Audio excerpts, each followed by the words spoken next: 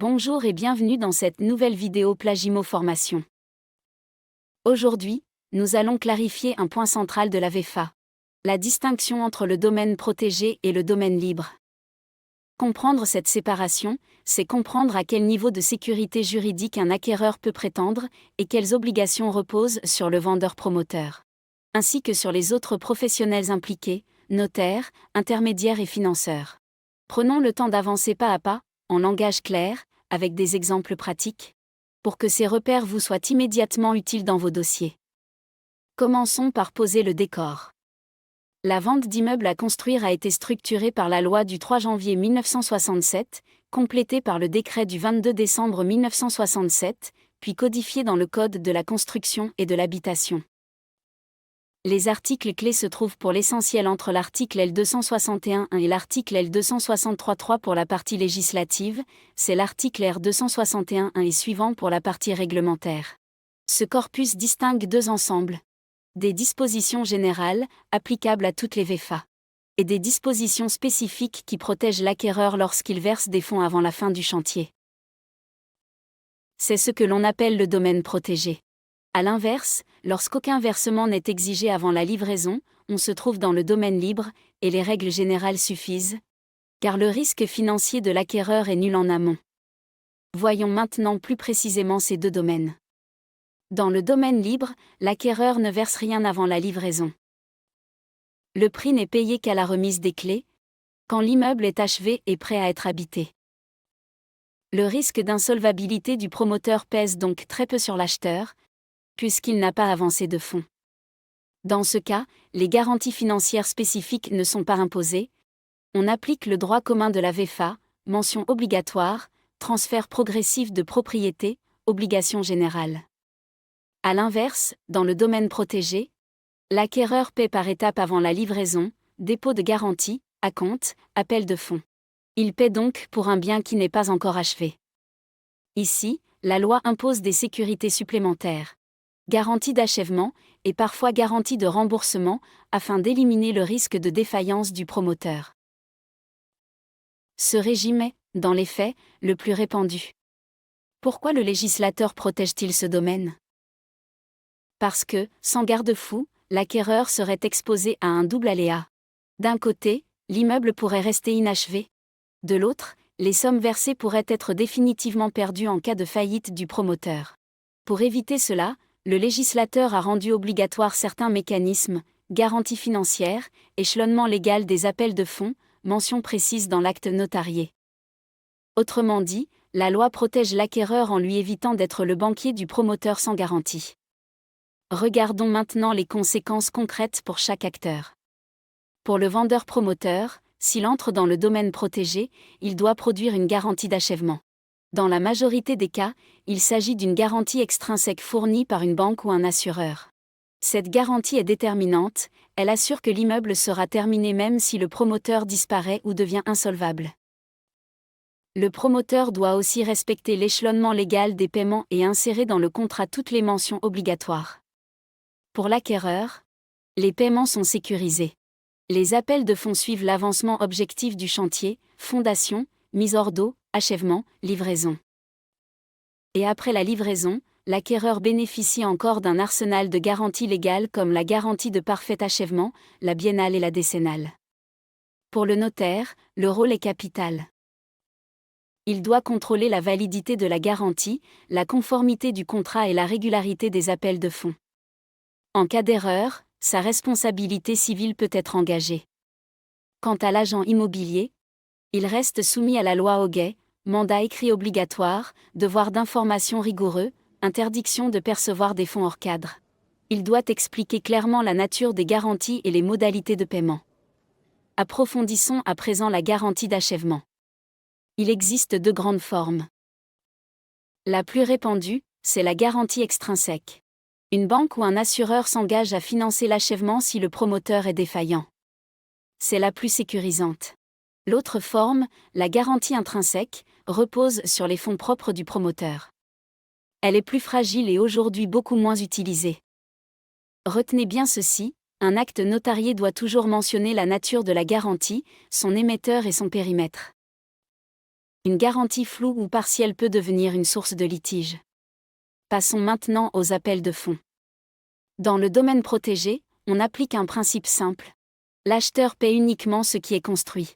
Les pourcentages maximums sont fixés à chaque étape clé, fondation, clos et couvert, achèvement, livraison. L'intérêt est évident, si le chantier s'arrête, l'acquéreur n'a pas payé plus que la valeur réellement construite. Et c'est la garantie d'achèvement qui prend alors le relais pour financer la fin des travaux.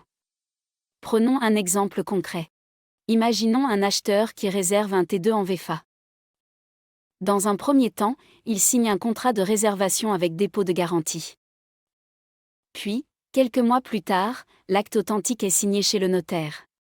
Cet acte mentionne la garantie d'achèvement délivrée par une banque. Le chantier démarre. À l'achèvement des fondations, un premier appel de fonds est demandé. À la mise hors d'eau, un deuxième. À l'achèvement, un troisième. Le solde est payé à la livraison avec la remise des clés. Si, entre-temps, le promoteur tombe en faillite, la banque garante prend le relais et finance l'achèvement. La protection a joué pleinement son rôle. Cependant, certaines erreurs reviennent souvent. Et il faut impérativement les éviter.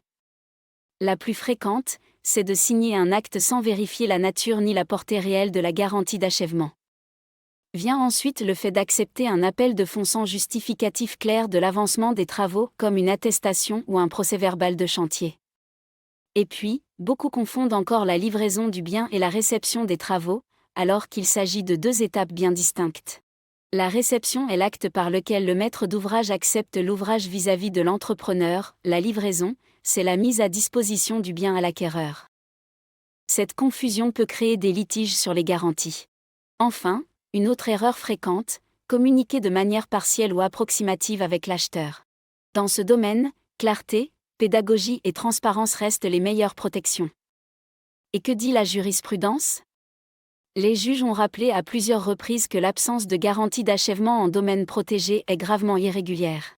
Elle peut entraîner l'annulation de la vente et l'engagement de la responsabilité du promoteur, du notaire, voire de l'agent immobilier. D'autres décisions ont sanctionné des appels de fonds non justifiés ou prématurés. La logique est toujours la même, protéger l'acquéreur et rappeler que la loi ne peut pas être contournée. Alors, comment savoir rapidement si l'on se trouve en domaine protégé ou en domaine libre ? Il suffit de se poser 3 questions très simples. D'abord, y a-t-il un versement prévu avant l'achèvement du logement ? Si oui, vous êtes bien dans le domaine protégé. Ensuite, l'acte mentionne-t-il une garantie d'achèvement délivrée par une banque ou un assureur ? Là encore, la réponse est claire, c'est du domaine protégé. Enfin, les paiements sont-ils échelonnés au rythme de la construction ?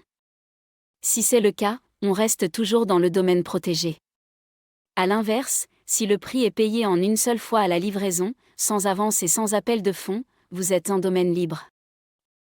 Mais retenez ceci, dans la pratique, la quasi-totalité des VFA relève du domaine protégé.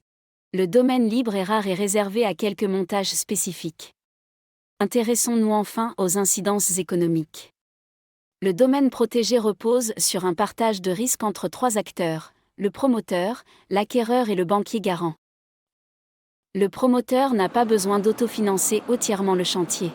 L'acquéreur, lui, est sécurisé par la garantie. Le garant, enfin, intervient en dernier ressort.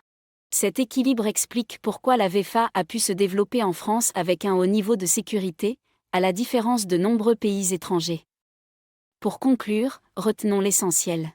Le domaine libre ne prévoit aucun acompte avant l'achèvement du bien.